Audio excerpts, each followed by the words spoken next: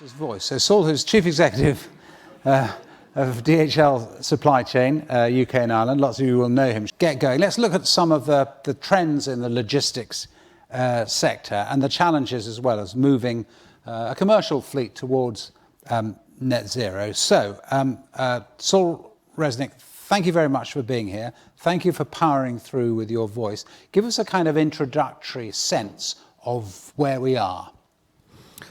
Well, here's the litmus test. Okay, I hope you can almost hear me. As an industry, we're at an interesting point of inflection in the sense that we've, as DHL, 15 years ago, we recognized that net zero was an objective that we had to achieve. So we set a target of net zero by the year 2050. We were the first supply chain organization to do that.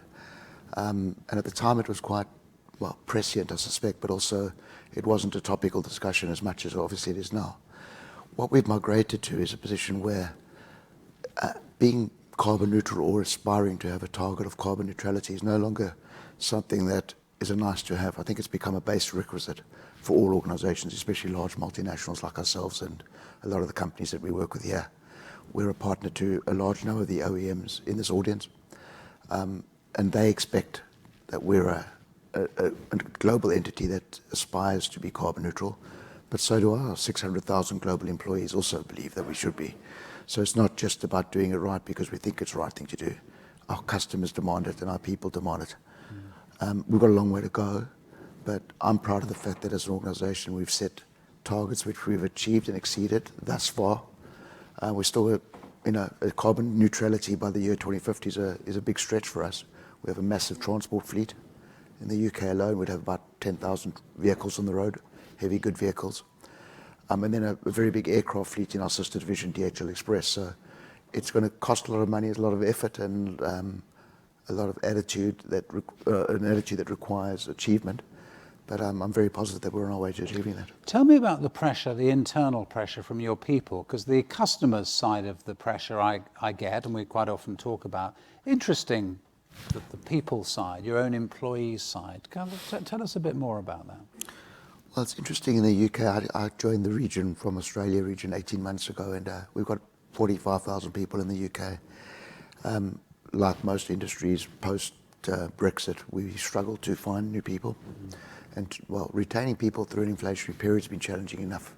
But we're now in the position of attracting people is a challenge, especially to an industry which historically has not necessarily been seen as a sexy industry to work in.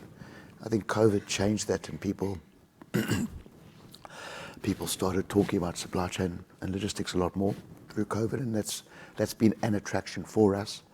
But also what we're seeing now is that I think it's by the year 2030, half of our population will be Gen Z. And their aspirations are not simply to go to work, get paid, and retire in the same organization 40 years later. They want their organizations, as everybody here would know, to be model citizens and to do the right thing. And our employees are no different. So every warehouse we put up in place right now is carbon neutral, globally, not just here. And we obviously, that's to make sure that our people feel comfortable. Thank you for whoever turned that up. That's to make sure that our people feel valued and comfortable, and that their opinions are important, but also to ensure that it's not just lip service and that it is something that's critical to them. Yeah, and when it comes to it's not just lip service, that then takes you to the customer side of it. And I think there is a kind of widespread, not exactly cynicism, but there is some skepticism, isn't there, about greenwashing of large organizations that are very obviously challenged when it comes to reducing carbon emissions. And you mentioned the planes, but it is obvious that in your neck of the woods, industrially speaking, there are going to be challenges there. How do you, tell us about the process of convincing the customers. Well, I think first and foremost is convincing our shareholders. So as a group, we committed to spending 7 billion euros in our sustainability targets, and that was about 2 years ago. So that's as an organisation, and we're spending not necessarily in our division here in the UK, but in our global air freight business, a significant amount of money on sustainable aviation fuel, as an example. But when it comes to customer engagement in markets like ours, where we have a large transport fleet and a transport network, there's a journey to be had. The cost of electric vehicles is expensive. It's more expensive than what typical combustible engines are. You then also got the challenge of, well, we don't have electric vehicles for heavy good vehicles. We don't have enough that give you long range. It's fine for local market, domestic distribution, and carton networks. But when you're talking about heavy goods, it's not an easy thing to achieve. We only brought in our first 5 electric vehicles a couple of months back with a range of, I have to think kilometers still, but 200 miles. Yeah.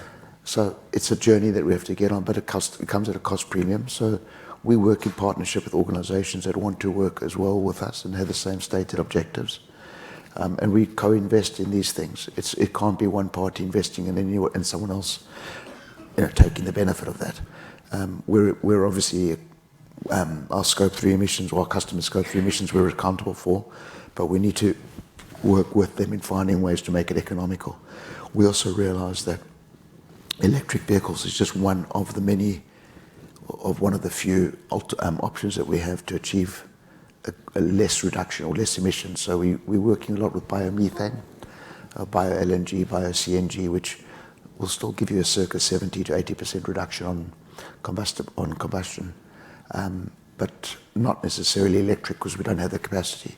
And over time, we believe it'll be things like hydrogen vehicles and fuel cells that will enable us to get to where we need to get to, but that'll come in partnership. I wanted to ask you specifically about hydrogen, because there's something, in previous meetings like this, that we've sort of discussed hydrogen when it comes to fleets, not just delivery fleets, but obviously buses, etc. What do you see as the future of hydrogen in the industry more widely?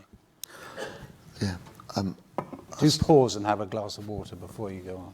Thank you. You're allowed to have a glass of water as part of the drama. We can all watch you drink it and hope for the best. And the irony is I have my national conference tomorrow, which I'm doing the guest speaker. Oh, it's okay. It's a really good time for this. Look, I don't profess to be an expert in hydrogen technology. I do know that it is a lot cleaner. It will provide us a lot more sustainability. There's the debates out on just how clean electric vehicles are actually. So I'm not going to debate into that right now. We feel it's cleaner than fuels, and I'll live with that. But long term, I don't believe that is necessarily the answer. We also have to work out, and we're doing a lot of work in this space on what you do with the batteries and how you manage the batteries and storage of batteries and the remanufacture of these batteries. What we don't want in 10 years' time is thousands of tons of iron lithium batteries polluting the environment either. So we've invested, we're opening a site in Peterborough, a 36-acre site, to mirror what we've done in Latin America and Dubai. We will have electric vehicle charging center of excellence. So we'll distribute the vehicles from there. That opens in September. But we'll also be able to do battery triage, repair and maintenance of those, and repositioning those batteries in an overnight network to where they need to be for, as we see a greater uptake of electric vehicles for our OEM partners in the years to come. Because that's a big issue right now, is battery replacement post-accident or post-injury of some kind. Yeah. What about range? I mean, what needs to be achieved for you to make this whole thing viable for you? Well, the technology in the vehicles has to obviously get better, specifically in the heavy good vehicles. But what we also talk a lot about is where the power has to be in order for us to charge our vehicles. It's one thing having charging stations, but if they're not where they need to be, that doesn't actually help us from a DC point of view, from a physical distribution point of view. Yeah, which is something that was mentioned right at I think it was almost the first panel of the day, this business of you can have a kind of airy view that we will have charging stations, but you need to know where they're going to be, yeah? Well, and they need to be sufficiently powered. So there needs to be access of power to the source station itself, so that having the stations is one thing, having battery charging for full, but actually having sufficient power to fuel those stations is another thing. What are your conversations with government now about all of that? Give us an insight, a behind-the-scenes insight as far as you can into what's being said. This would be a good time to really take my voice away. I think you can whisper it, okay? We'll all pretend we didn't hear it. I think the reality is the government is working with industry, not just ourselves. They recognise that this is an objective that has to be met. I don't think anybody here would realistically say it's happening quick enough, but I'm sure the government themselves would say it's not happening quick enough. But there are plans, there are aspirations to get there. We're certainly ahead of where I came from. Australia was nowhere near as far advanced as we are from an electric vehicle mobility point of view. So we're not as bad as people might think we are, but at the same time there is a lot of work to be done. We don't have enough fueling stations, we don't have enough power to the fueling stations that will be in the right geographical areas. But it's not just about electricity. We don't have enough bio-LNG, biomethane fueling stations or CNG either in the market. So that's something that's available much more readily right now, where you've got long-range vehicles that can meet the objectives and still reduce. Same with HVO vehicles, hydrated vegetable oils. You know, the source of the product is more in scarcity than the actual machinery to drive, because you can still use combustible engines for those. Yeah, that's a really interesting point, isn't it? We've got just a few minutes left. If anyone wants to ask a question to Saul, or indeed whisper a question to him, you're very welcome to, and we'll get our people with the... I'm not deaf, I just can't speak. Here we go. We can cope with multiple issues on this Hello, stage. Saul. I wish you the best with your voice. Thank you. Secondly, hearing your comments, do you think more effort should be pushed back with regard to the 2030 and 2035 drop-dead dates to perhaps move them forward to accommodate the challenges that we have with alternative fuel technologies? Look, we ourselves took probably a more realistic view of a 2050 target, because it's a balance, like anything in life, is that you don't want to cripple your economy or your business in trying to achieve a target. But at the same time, you have to be moving forward, so you can't put it into the never, never. So I think as long as you've got meaningful targets along the way that you do adhere to, that you can show that you're on a path to achieving what you need to do, then I don't think the finite date, the end date, needs to be as critically enforced as perhaps people talk about now. So we set ourselves, I'll come back to Deutsche Post, DHL, a target in 2007 for 2050, but we set ambitious targets of 10% reduction in 2010, 20% in 2030, 2020, 30% in 2030. And each time we've met those, so we can go back to our shareholders and say we're actually achieving what we have to. But every iterative step takes more investment, and I think people need to be realistic. It's all great to say, oh, we'll beat that target by 10 years, but at what cost is also got to be factored in. But that's interesting when it comes from the government's point of view. And the government, whether it's this government or a future government, you're saying, yes, you can have the ambitious target, but at the moment, are you saying you're not doing the various things that need to be done in order to get to that target? I don't believe that's necessarily the case. I just think as long as people hold, governments included, hold themselves to account, to be measured to the same standards that they expect industry to be held to account. You know, government has the job of balancing its books as well, and making sure that they have sufficient funds to meet the people's expectations. But simultaneously, you can't kick the can down the road and not be held to account right until the dead date, and you say, sorry, we missed it. Yeah. So I think... Yeah, no, it's an interesting point there. Yeah, so there's someone right in the centre, and then over there. Here we go. Steve Barry from Angoka. Where are you in terms of autonomous self-driving trucks, and also, though this is an automotive summit, drones, cargo drones as well? Where do you see these fitting in the future? So in terms of autonomous vehicles, clearly we use autonomous vehicles within our warehouses already, and multiple AGVs. Autonomous trucks on the road is an interesting debate. You know, there is a view that there will be a near future time where you'll have trucks on the M1 or on one of the major highway networks between points, and then a driver will pick that up thereafter. I think that's logical, and I think that can work. But it's going to take quite a big leap of faith from a government, not necessarily our government, to allow that to happen in the first place. And it'll have to be tested. I wouldn't want to be the test country personally, with a 40-foot-ton truck going down the highway without a driver. But hey, that's just me. I'm quite a conservative guy, maybe. But I do think there is a place for it. We see it working in closed-loop mines, certainly in Australia, again, quoting there. It does work in a closed-loop network, private road. So the technology exists. It exists in most of the cars that people are driving already today. It's just whether governments will have the confidence to actually trial it, is my view.